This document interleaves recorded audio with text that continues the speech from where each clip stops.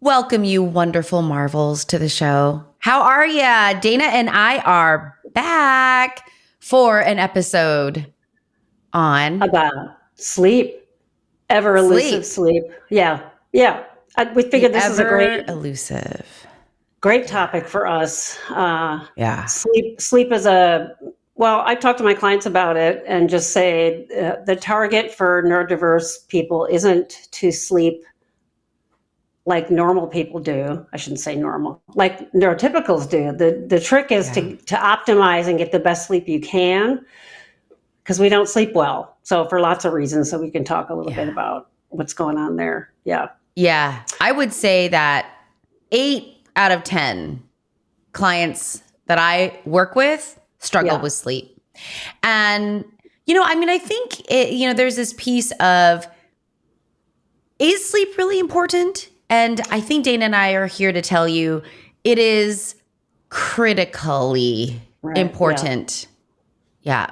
There's, newer research is showing all kinds of things like that people that don't sleep well are more prone to things like dementia and other, cardiac issues, all kinds of other things. People think that sleep is just kind of this passive process. It's actually fairly active. So your immune system and tissue repair and a lot of those kinds of things go on when you're sleeping. And we know the brain does pruning of neural connections and establishing new neural connections. There's a lot going on when you sleep. So if you miss sleep time and it's chronic, you're actually depriving your body of those things. There's been learning experiments where you can interfere with someone's learning a new task by not letting them sleep well and specifically waking them up during dreaming sleep or REM sleep. And that's, we've known that for 15, 20 years. And it just seems like there's a new study coming out every day in terms of the ill effects of not getting enough sleep. In our culture, in the US culture, it's really prominent. The later literature now is about kids who are going to sleep later than they ever had. I mean, when I was a kid, it was like 7 o'clock. We had to be in bed by like 7:30. It seems so early, but when you're in first grade, you go to bed early.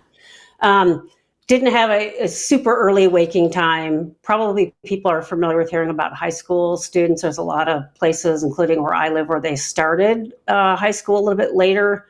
We know that sleep patterns, that start time. Sleep patterns change in adolescence. They tend to want to stay up later. So if they're staying up later and they still have to be at school at 7, they're chronically sleep deprived, and that's not good.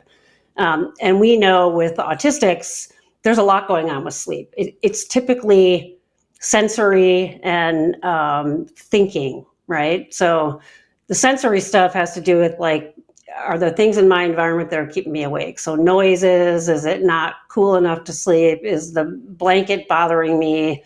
Can I hear sounds outside? Am I co-sleeping with somebody who's keeping me awake? I have a client who actually had to start locking his cat out of the bedroom because the cat would keep him up. And then of course the cat was like meowing at the door. And it was a serious problem. We had to try to figure out what to do with the damn cat because it was really impacting his sleep. He figured out that the cat, I think it was around 4:30 in the morning, always wanted to be fed.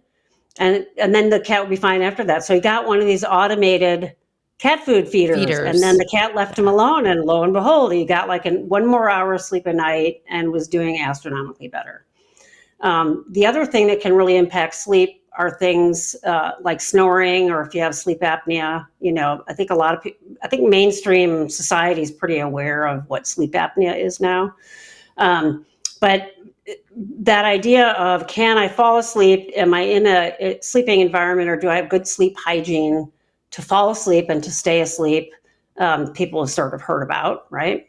And then the other thing with autistics is our brains can keep us awake, right? So, and that's a part of sleep hygiene. If you're doing things that are activated in your brain and thinking of things like right before you go to bed, oftentimes that can keep you awake. The other piece is, I find counseling neurodiverse folks around sleep is very different than my neurotypical folks. My neurotypical folks, we can really do the typical sleep hygiene, like make sure you don't have, full spectrum lighting on really high before you go to bed, and avoid screen time, phone, TV, all that kind of stuff, because it can keep you awake.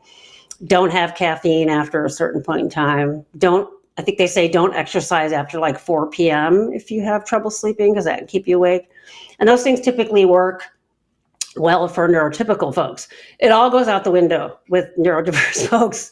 For example, I would say about 9 out of 10 of my neurodiverse folks, including myself, a big dose of caffeine right before you go to sleep actually helps you fall asleep, because we tend to have paradoxical reactions to caffeine. It tends to like steady our brain enough to fall asleep. It's very weird. Sometimes screen time can be fine as long as you have the light setting so you're not getting that super white light in your eyes. But the act of kind of scrolling through mindless social media sometimes is a kind of a repetitive thing that can help people fall asleep. And then I talk to them and self-disclose a lot about what I've had to do in my own bedroom to fall asleep well. I have 3 different sound machines, earplugs. I have room darkening shades on my windows, as well as those sound dampening. Those it's like foam that looks like egg carts on the windows because the glass transposes the sound better than just the infrastructure of the house does. So all that sort of dampened. And I no longer co-sleep with my wife. We sleep in separate spaces and we both sleep better. All those things together, I certainly have nights where I can't sleep well, but all of that kind of optimizes enough that I get better sleep.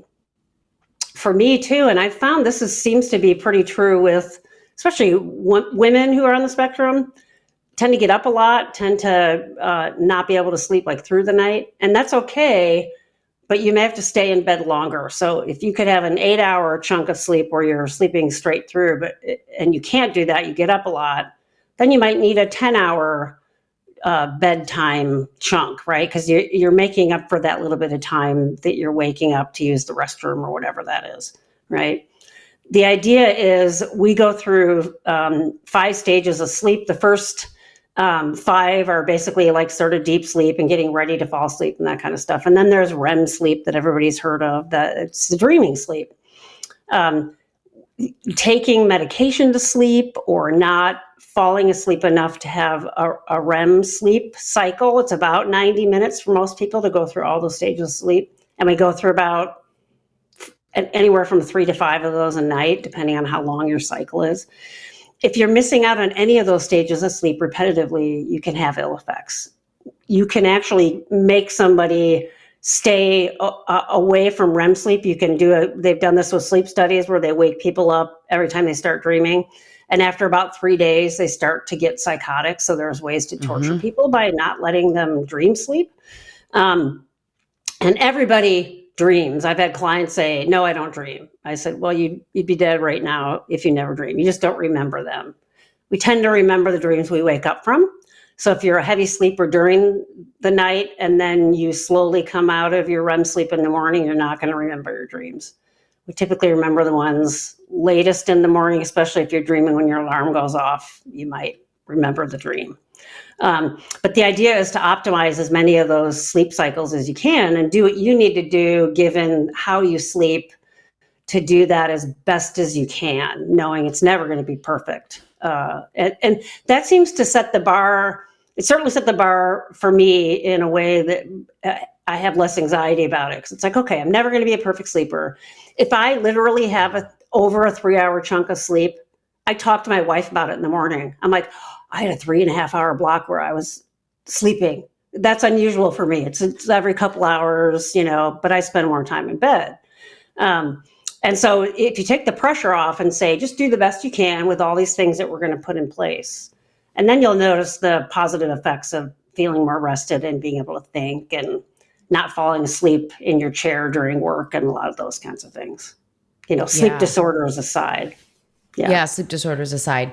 I love that. I love that that idea of focus on the quality of sleep, right? The quality of sleep. And that I feel like sleep is something that is worth the attention and the work. Yeah. because of what it gives back to you, right? I mean, on top of just pure energy in the tank, we're talking like hormone regulation. We're talking metabolism. We're talking, obviously like cognitive functioning. We're talking, I mean, it's responsible for really all the building blocks, that we just kind of take for granted. But, I feel like the other place that sleep doesn't get its cred, I guess, is what it does for relationships. Yeah. Or lack thereof, the impact. For sure. Yeah. Because it's this idea of, how in the world, like I think about the clients that I work with, and, they're already spending a lot of energy masking, just dealing with sensory components, processing all the ways that something can go wrong or can go so that they can, make it go better. Or, I mean, there's just a lot of bandwidth and a lot of energy, that's being used.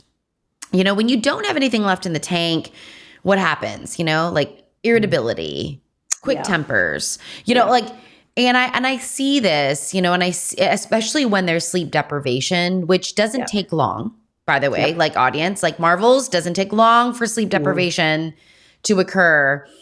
That it's worth it to do whatever it takes in order to get good sleep. And I mean, I think the other piece too that Dana, you brought up is let go of what you should do. Yeah. Yeah. Right. It's like really experiment. If you're someone who goes to bed later and wakes up later, and that's your routine, stick to your routine, you know? Yep.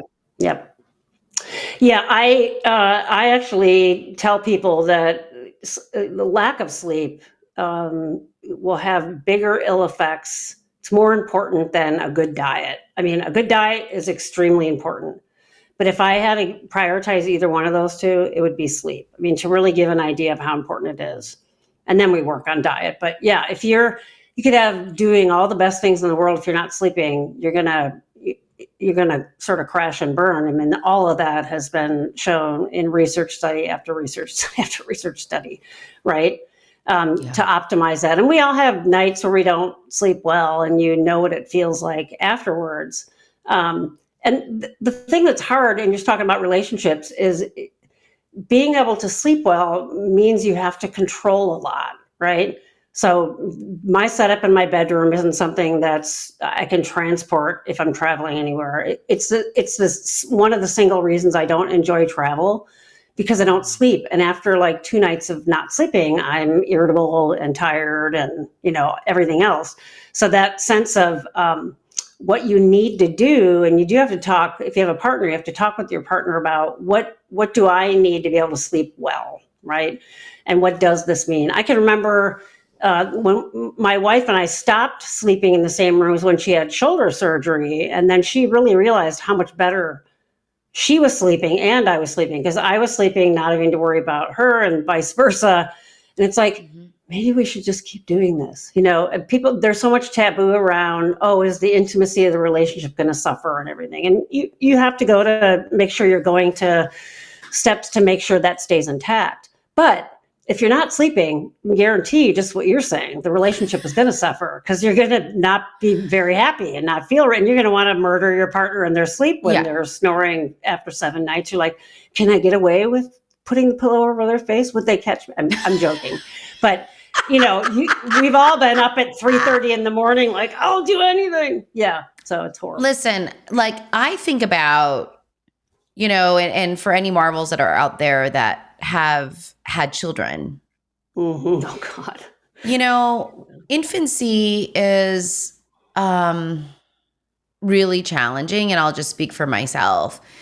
And I've always been someone that needs a solid 8 hours. And I've always had actually a very routine sleep schedule, in the sense that ever since I was little, I always really naturally fell asleep at 10, and I naturally wake up at 6. And I've really, it was the butt of jokes in high school. I was known to be very boring because I just sleep.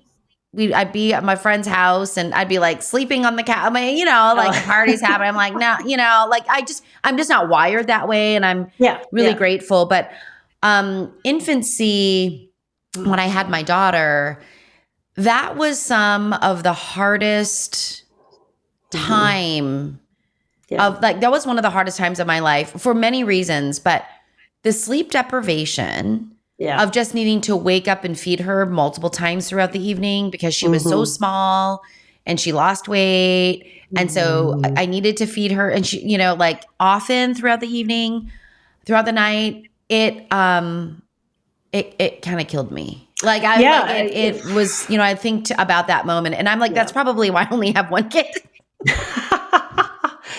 There has been PET scan research that shows that parents of newborns and infants look brain damaged. Their brain shows, you can see their brain changing. Now, the good news is it goes back once you're finally able to sleep. But to me, it's just sort of so validating, right? Of what happens when you have this human you're trying to keep alive and what physically happens to your brain when you're sleep deprived like that.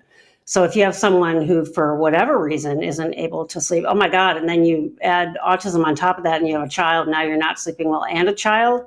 I don't know how people have survived that. Zombies, they become zombies for that period of time, I guess. But thank God people love their children because seriously, nature builds that in. Yeah, nature does build that in. That it's like babies and how cute they are. I mean, it's like it's a protective kind of thing. Exactly. And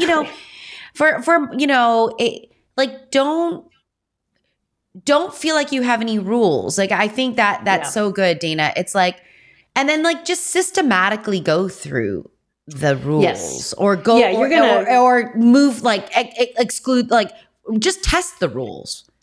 Right. Find what works for you. Yeah. Like try no screen time for a week and then see if it helps. If it doesn't, try something else. Right. Do X, Y, and Z.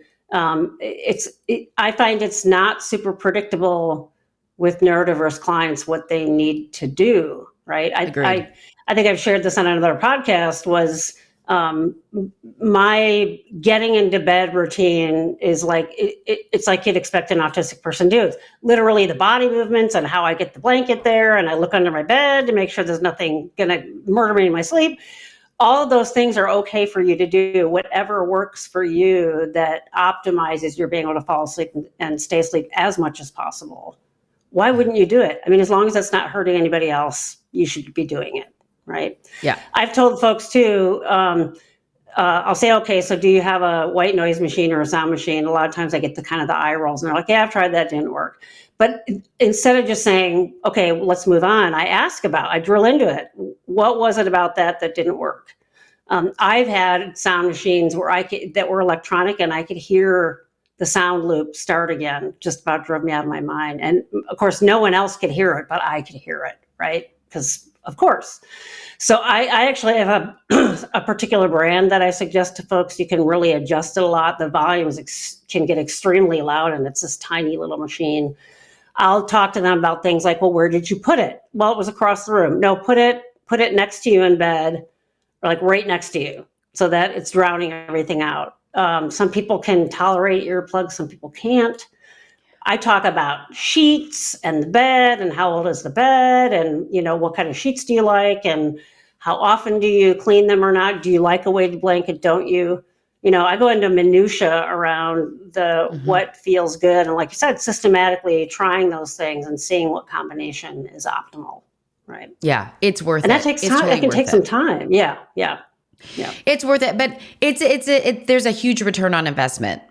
Oh God, right? Better than just about anything. Yep. Yeah, for sure. Because then you can enter the day, with some energy and some optimism versus like, oh my gosh, like here we go again, and that nothing is too silly.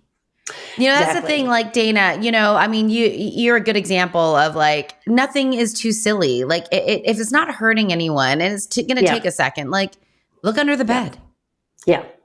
Yeah, I have clients that have certain stuffed animals and they've gotten teased by spouses, and I'm like, just who cares? If it works, right? Yeah. So you Yeah. just have to do what you got to do. That the other piece to bring up, and I mentioned it just in passing a little bit ago, was sleep disorders. So if you really have, like sleep apnea or something else, like sleepwalking or restless legs and some of these kinds of things, it is worthwhile getting a sleep study if you're able to do that. And I know, it sounds crazy. They hook all these things up to you and then they tell you to go to sleep and you're like, yeah, right. But most places will have you come back several nights in a row. And you almost always, they're not trying to get information on your entire night's sleep. They're actually just trying to get one good 5-stage sleep cycle because it can tell them a lot. They can tell by brain waves what's going on. If you're sleep apneic, even if you haven't gone through all 5 stages of sleep, you can tell that into stage 2 or 3, which is just relaxation. They can tell almost immediately. And those are worthwhile looking at because there are options out there about that now. Certainly CPAP machines, there are certain shaped pillows, there are beds that can tilt a certain way. There's even a surgical option now where there's an implant that you can put in and you click something before you go to bed and it opens that palate. So they can tell a lot more now than they used to around those kind of medical aspects of sleep. And if you have one of those, we can do all the things we want, sleep hygiene. And if you have one of those, it isn't going to have an impact. So those are important to know as well. Yeah. If I have someone who comes in who has depressive symptoms and they're having trouble sleeping, I will not diagnose them or treat them for depression at all until we address the sleep. Because there's study after study that shows that too, that folks that look like they have major depression, it's not depression, it's chronic sleep deprivation. I've had people go on CPAP machines. It's absolutely changed their life. They are not depressed anymore. They're not anxious. They lose weight. They have more energy. So don't underestimate the effects of getting an assessment if there's some sort of sleep disorder and getting help for it. There's no shame in that. It's important. Yeah. Talk about getting to the bottom of a label. Where is this coming from? How do we understand this? We talk a lot about this on this show. How do we understand the difficulty or the struggle or the tension? How do we understand it in a greater way?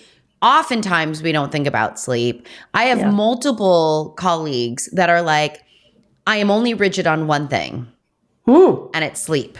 Oh, good. That's good. Multiple colleagues who are like, we're not even going to get to the heart of the matter until we manage the sleep. Like that, that's, first and foremost. So, there's a lot here. And the other thing to think about too, Marvels, who are listening, there are different types of insomnia. There's like the onset insomnia, which is like, I have trouble getting to sleep, but there's also insomnia, which is I can't stay asleep. Right. I mean, they're two different types of insomnia. And waking up too early, right, is yet another one. And Yep. So, it's like kind of know which struggle, which one you're having, and then really just start playing with the factors, know. Yeah. And I tend to see that this, as someone's sensory profile can oftentimes add where to start. My clients who are very auditorily sensitive, we start with sound. Exactly. Yep. so that's why I have my wife says it sounds like an airplane's taking off in your bedroom when you go to sleep, but that's what it takes for me to drown out any other unpredictable sounds. And that, for me, that's the biggest issue that's always kept me up. And that's the one that I can impact the most. And I felt really weird about it when I started doing it. I actually kind of came upon it by mistake. In our neighborhood, people go crazy around the 4th of July. And it's not just the 4th of July. It's like the entire week of the 4th of July till like 3 a.m. It's really obnoxious. And so I started doing that just for the 4th of July to absolutely drown out any of the sound. And I was like, oh, wow, I'm sleeping better. Maybe I should always do this. And that's kind of how I discovered doing that, was just going to absolutely crazy lady lengths to drown out the sound. And it worked really well. Right. Yeah. And you guys play around with the different types of noises, right? There's brown noise, pink noise, white noise. Like those are different. Those are in different wavelengths. You can hear the different wavelengths. For some people, it can be arousing. Like pink noise for me is kind of activating, but brown noise is much like, so you just play around, like don't stop, prioritize your sleep, reclaim your sleep. It has so many cascading effects. It's a big lever to pull in well-being. And I just find that most of my clients struggle with sleep. And so it's a thing. It's a thing to really, and people don't really talk about. People don't talk about it much, which is really weird. And again, if I had only one thing I could work with the client about that would have the most impact, it would be sleep. I'd go into the sleep stuff before I go into processing trauma, all of that. I mean, just to sort of give our listeners an idea of how important it is. Yeah. All right, Marvels. If there's a really good strategy that you use to sleep, share it in the comments. Like, I think no idea or tip or strategy is weird or strange. Like, what works for you?